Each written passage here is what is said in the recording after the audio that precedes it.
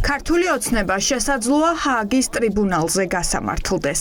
ეს იმ შემთხვევაში, თუ საბოლოოდ დადასტურდება, რომ ივანიშვილის ხელისუფლებამ მშვიდობიანი დემონსტრანტების წინააღმდეგ მსოფლიოში აკრძალული ქიმიური ნივთიერება ბრომობენზილციანიდი გამოიყენა.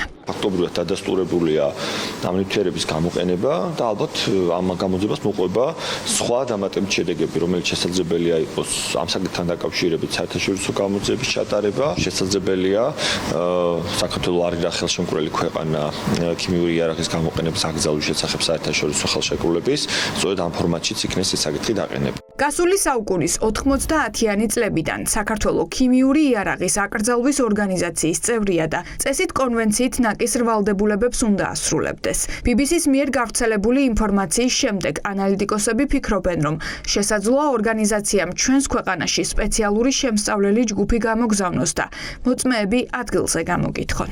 ყველა სხვა შემთხვევაში მსგავსი ბრალდება გამოიწვია ამ ქიმიური იარაღის აკრძალვის ორგანიზაცია.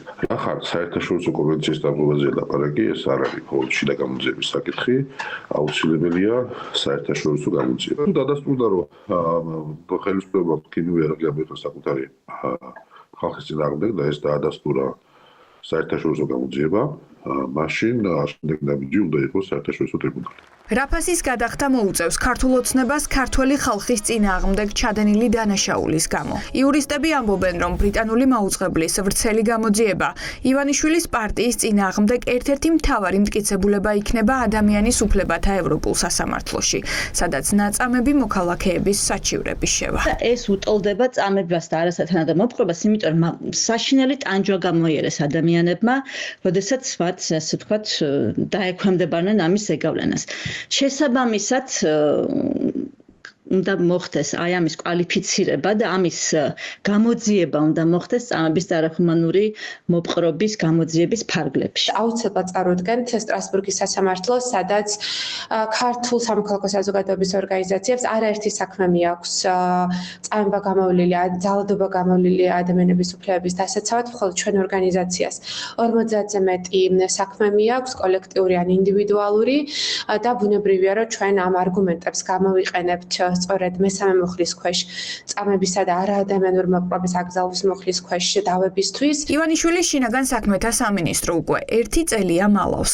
რა ნივთიერებას ურევდნენ წყლის ჭაულში, რომელმაც მშვიდობიანი დემონსტრანტების ჯანმრთელობა დიდი ხნით დააზიანა. გელა გელაძის უწყებიდან ინფორმაცია ოფიციალურად მოთხოვნილი აქვს როგორც სახალხო დამცველის აპარატს, ასევე არასამთავრობო ორგანიზაციებს, თუმცა სამინისტრო ინფორმაციას არა და არასაჯაროვებს. ყოფილი სახალხო დამცველი ამბობს, რომ მტკიცებულებების ერთობლიობა საერთაშორისო გამოძიების დაწყების წინაპირობას ქმნის. როდესაც ეს ფორმები გამოყენებული არის მასშტაბურად, სისტემურობასთან ერთად, ეს ფაქტი უკვე შეიცავს კაცობრიობის, უпростоრად ადამიანურობის წინააღმდეგ მიმართულ დანაშაულს, რომელიც არის საერთაშორისო დანაშაული. საინტერესოა, რომ არა შსს-ს, არამედ პარტია ქართულმა ოცნებამ გააკეთა განცხადება, რომ საერთაშორისო დავას იწყებენ ამ გამოძიების წინააღმდეგ. ძალიან კარგი, იმიტომ რომ კიდევ ერთი საერთაშორისო ტრიბუნალი შეიქმნება, თუ ისინი დავას დაიწყებენ, სადაც დოკუმენტირებულ შემთხვევებს, სადაც მოქალაქეებს მიეცემათ საშუალება, რომ წარმოადგინონ მათი მტკიცებულებები. ბაშარ ალ-ასადი და სადამ ჰუსეინი. ეს სახელები ისმოდა დღეს ყველაზე ხშირად ბიძინა ივანიშვილის გვერდით. ის, რაც ასადმა სირიაში და ერაყელმა დიქტატორმა ქურთებისა და ირანელების წინააღმდეგ მოაწყო, ამ მასშტაბის დანაშაულად ფასდება ივანიშვილის შინაგან საქმეთა სამინისტროს მიერ დემონსტრანტების წინააღმდეგ ბრომობენზილციანიდის გამოყენება. აშკარა არის, რომ ივანიშვილმა გამოიყენა ქიმიური იარაღი ხალხის წინააღმდეგ, მხოლოდ იმის გამო, რომ ამ ხალხს უნდოდა უკეთესი მომავალი, ხომ? ეს ცხადია, ამას ის ვერ შეძლებდა, თუ კი არ იქნებოდა დარწმუნებული, რომ ყველა ინსტიტუცია იმუშავებდა მისი ინტერესების სასარგებლოდ. შესაბამისად, მისი მმართველობის პერიოდში ცხადია, ამის გამოძიება არის შეუძლებელი. აკრძალული ქიმიური ნივთიერების გამოყენების შესახებ ინფორმაციამ 9 აპრილი ბევრს გაახსენა, როცა 99 წელს ჯერ კიდევ საბჭოთა საქართველოს დედაქალაქში რუსი როდიონოვის მარბიელმა რაზმმა რუსთაველის გამზირზე სასაკლაო მოაწყო.